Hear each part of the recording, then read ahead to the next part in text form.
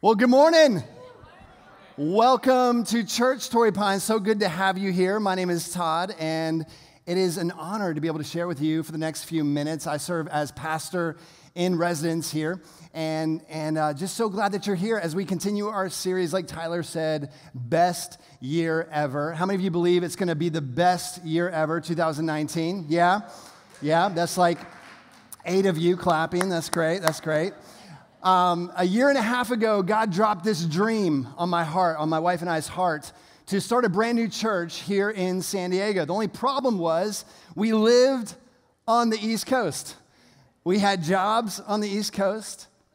We owned a house on the East Coast. All of our friends and family lived in that part of the country, and so we were like kind of a little confused on how all this was going to work out. So I met with my pastor, and called him up, met him, and I told him, I said, hey, Pastor Greg, I think God wants me to start a church. And he looked at me, and he was like, I think you can do it. I was like, that's real encouraging, man. Like, and then he said, where do you want to go? I said, man, I want to go to San Diego. He was like, I wouldn't go there. I was like, Pastor Greg, why wouldn't you go to San Diego? He said, it's too irreligious. People don't go to church there. But hey, at Torrey Pines, people go to church here, right? And he said, I wouldn't go there. I wouldn't do that. But he was very gracious to me. He said, Todd, if you submit to my leadership, if you submit to my mentor, and if you allow me to lead you through this process of starting a brand new church, we'll see where it goes. And so I was like, okay, I'm all in. So I met him at his office. I called him. I texted him. I was like, every time I had a question, I was like, dude, what do you think about this? Well, what do you think about that? And he led me through this journey of starting a church. But I can tell you, even to this day, from the very beginning, this process has taken one thing from me. It's taken some courage. It's taken some courage to leave the familiarity of where I grew up and all of my friends and the comfort of having a paycheck from an established church, to launch out into the unknown, into a city that I didn't know anyone there, to start a new church. But this is the dream that God placed on my heart. And so this morning, I don't know what your dream is. I don't know what you're believing God for this year. I don't know what your fears are. I don't know what your insecurities are. But here's what I can tell you this morning. It's going to take courage for you to step into what God has for you. It's going to take courage. You have this sense inside of you, in your bones, that there's something more.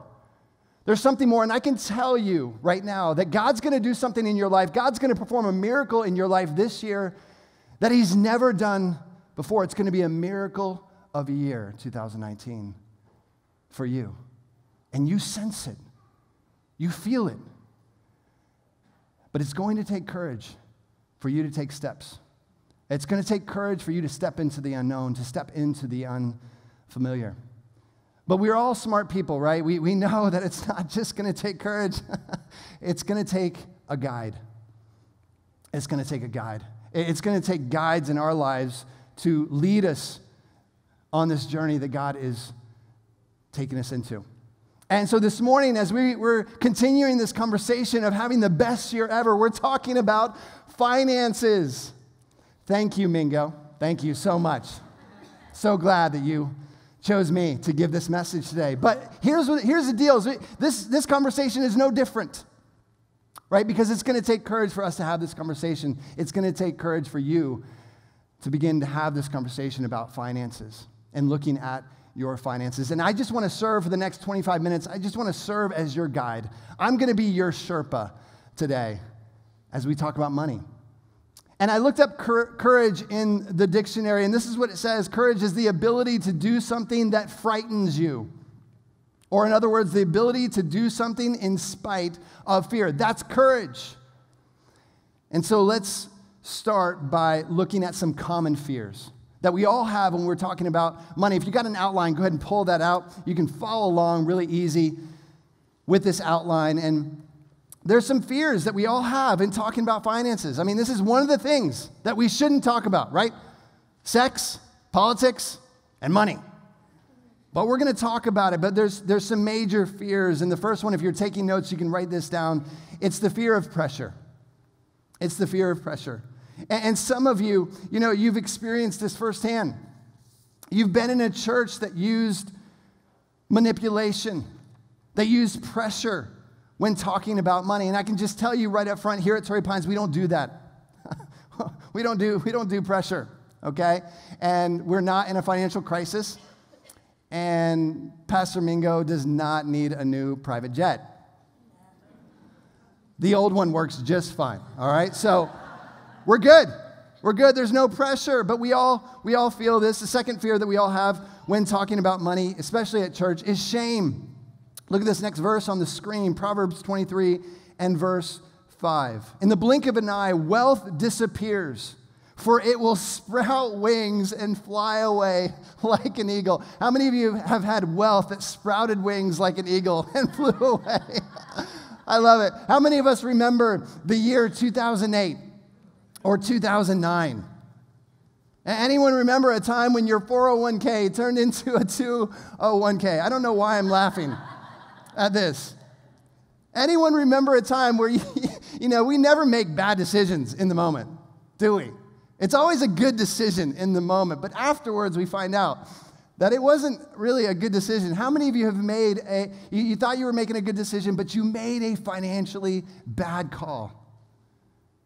And it stung, and it hurt, and it took years and years and years to dig out of us. You see, we have shame when it comes to our financial mistakes in our past. The third reason for fear surrounding this topic of money is failure.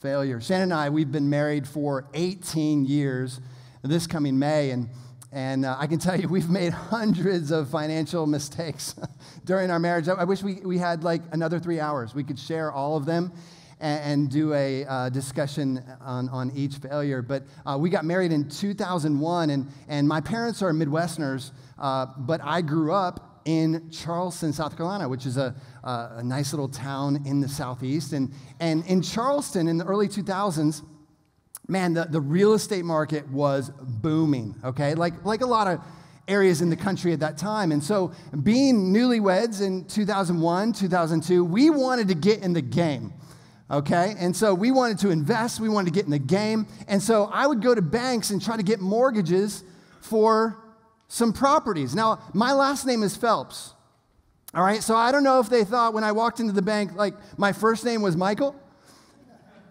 but it wasn't. I can assure you that I'm not a rich celebrity swimmer.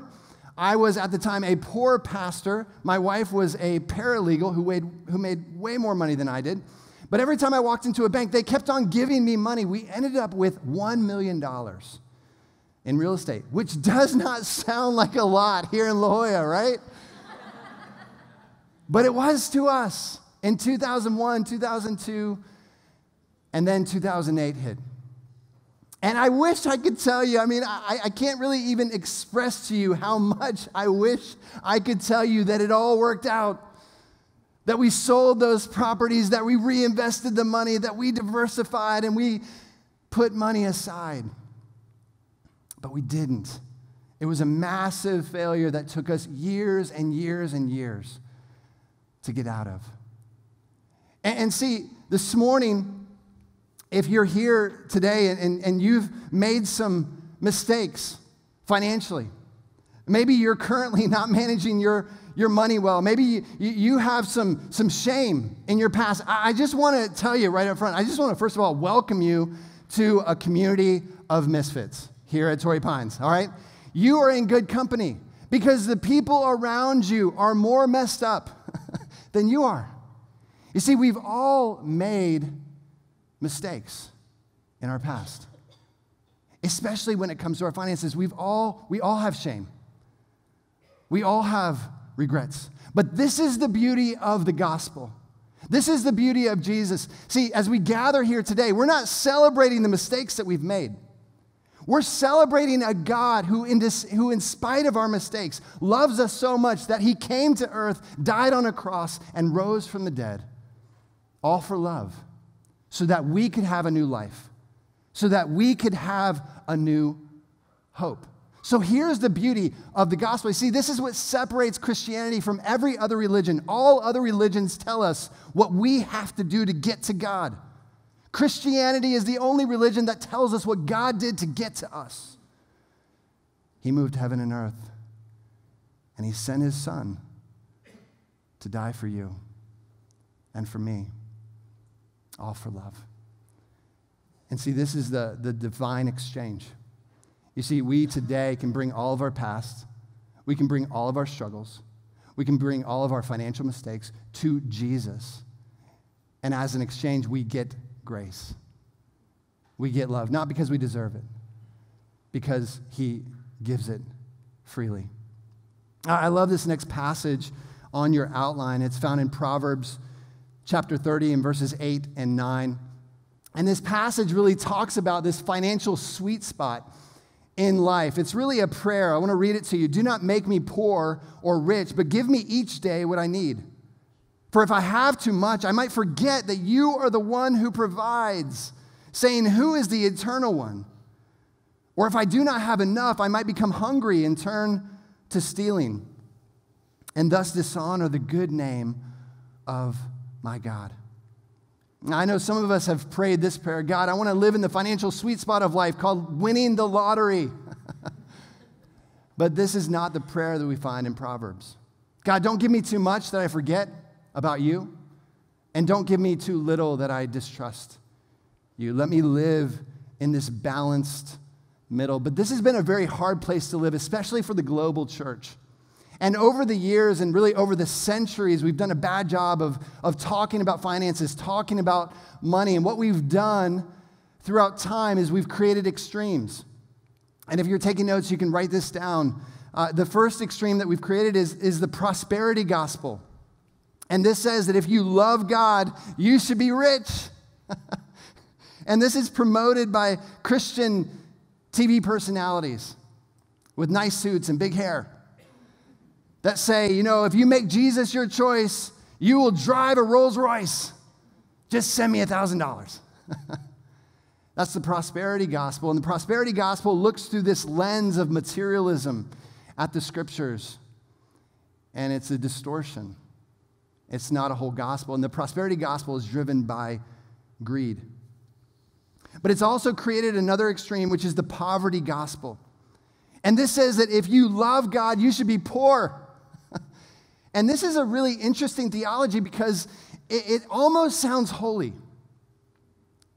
Right? I mean, if you listen to this, like the less that I have, the more that I'm pleasing to God, or the less that I have, the closer that I can be to God. But that's not true. It's an extreme. And it's not about how little or how much you have. It's about how we view and manage and prioritize the resources that God gives us. You see, the Bible teaches neither a prosperity gospel or a poverty gospel. The scriptures teach a generosity gospel. And the generosity gospel is driven by grace. And there is no one who got this more than the first church. The first church, when they saw how Jesus lived, and they saw how Jesus died, and they saw how Jesus was resurrected from the grave, they were so transformed by this. They had such a revelation of the grace of God on their lives that Jesus came to do what they could not, to take away their sin, to give them a new life, to transform them in every area of their lives. They were so transformed by this that it impacted even the way they viewed their money, how they managed their money, how they prioritized their finances. I love this quote. It's by Timothy Keller. He's a pastor, author, and he says it this way: the early church was strikingly different from the culture around it in this way. The pagan society was stingy with its money and promiscuous with its body. A pagan gave no one their money and practically gave everyone their body. And the Christians came along and gave practically no one their body, and they gave practically everyone their money. And so people on the outside of the first church were just like looking in going, what is going on? Why are you so stingy with your sexuality? But you're generous with your money. Where does that attitude come from? 2 Corinthians 8 and verse 1 and 2 says this, now brothers and sisters, let me tell you about the amazing gift of God's grace that's happening throughout the churches in Macedonia. Even in the face of severe anguish and hard times, their elation and poverty have overflowed into a wealth of generosity. See, it's not about how much you have. It's about being impacted by what Jesus has done for us. Having this revelation of grace in our lives that we can't help but live generous lives. Mark Chapter 8 and verse 36 and 37 says this, and what do you benefit if you gain the whole world but lose your own soul? Is anything worth more than your soul? It's interesting that we go to a dentist to check on our teeth. We go to a doctor to check on our body. Have you ever wondered who we go to check on our soul? Have you ever wondered how your soul is doing? And as we read the scriptures, we see that God's actually given us mirrors for our soul. For example, my marriage, is my marriage, but my marriage to my wife, how I treat my wife, how I serve my wife, how I love my wife, it is a mirror to tell me how I'm doing on the inside. My relationship with my kids, how much I love them, how much I serve them, how much I parent them and lead them is my relationship with my kids, but it's also a mirror for my soul. Did you know that your money is a mirror? It will tell you how you're doing on the inside. Jesus said it this way, Matthew 6 and verse 21, wherever your treasure is, there the desires of your heart will also be. Jesus teaches us that our heart follows our money. Have you ever wondered why God says to give 10% back to him? It's called tithing. Like, why would God say that? Does God need my money? It's not like God's up in heaven going, I wonder how I'm going to pay the light bill this month. No, he's never said that. Why? Because he doesn't need our money. He wants our heart. He wants my heart. And so we have to live generously. And so let me just give you 3 simple steps. These are 3 simple steps. You can write these down. 3 simple steps. If we're going to have the best year ever, if 2019 is going to be a miracle of a year, we have to do these things financially. Number 1, you can write this down. We have to spend with a plan. Spend with a plan. I was talking to my wife the other night about our finances, and in our conversation, I used the B word, budget. It's budget, all right? It's kind of a dirty word, right? And so we don't like to talk about it, but when we spend with a plan, we spend on a budget. I was having dinner at a friend's house once, and I was there a little bit early, so I went into the kitchen, and I was helping them take food from the kitchen into the dining room. And so I walked up to the refrigerator, and so with my height, when I walk up to a normal refrigerator, I don't look at the doors. My line of sight is at the top of the refrigerator. And so I walk up to their fridge, and I look at the top of their fridge, and I just, like, have you ever said something that you didn't really mean to say? It just, like, came out of you? And it was, like, extremely rude, but you just said it? And so I walk up to their fridge, and I'm looking at the top of their fridge, and I just blurt out, gross! Disgusting! This is nasty! And my friends were, like, so taken back by this. They were like, well, Todd, what's going on? What's the deal? And I'm sitting there, I'm like looking at their fridge, like they have, I'm trying not to exaggerate. There's a ½ inch of like dust and filth and skin particles. I'm trying to think about all the things that are on top of who knows what is on top of the refrigerator? It's nasty. And so like I instantly jump into like solve it mode. Have you ever done that? Like I'm like in someone else's house, but I have to solve this problem. So I go and get cleaner, I get a rag, I get the vacuum out, like I'm cleaning this thing. And so let me ask you this, are my friends, are they dirty people?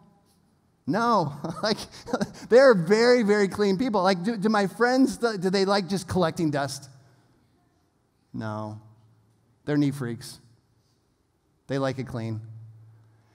They're just not that tall. You see, it's the same with a budget. A budget gives us financial tallness. Some of you today, let's just be honest, you don't have to raise your hand. You are in a financial train wreck. Is it because you like it messy? Is it because you like disorder? No. You just don't have the financial height that you need. And see, this is what a budget does. A budget gives us financial tallness to see everything that's coming in, everything that's going out, and it helps us spend on a plan. If we're going to have an awesome 2019, we got to live on a budget. We have to spend with a plan. If you're taking notes, write this down. Secondly, we have to save for our future. We got to save for our future. Look at this next verse. Proverbs 21 and verse 20, the wise store up choice food and olive oil, but fools gulp theirs down. I love that verse. The wise store up, and the fool gulps it all down. Have you ever met someone who knew the future? Anybody? No. No one knows the future. That's why we need savings. Because we need to be prepared for what's going to happen. What's going to happen this afternoon? What's going to happen this week, this year? We don't know. I love this. There's two types of savings. You can write these down on the side on your outline. There's emergency savings. And this is a great quote. An emergency savings fund turns a crisis into an inconvenience. Man, that's gold. I want an inconvenience this year. I don't want a crisis. That's what savings does for us. Savings safeguards us in that way. There's also long-term savings. I'm not going to go into all the nuances of investments and retirement and all that, but on the back of your outline, you can check out these resources. We've collected and curated some resources for you on your outline. Circle some of those. Go to Amazon today, order one of these books or borrow it from a friend, and dive in to savings and spending, and make an investment in your life this week, this month, this year, and take your savings up a couple notches. You can also sign up for Financial Peace University today, and that's a great resource.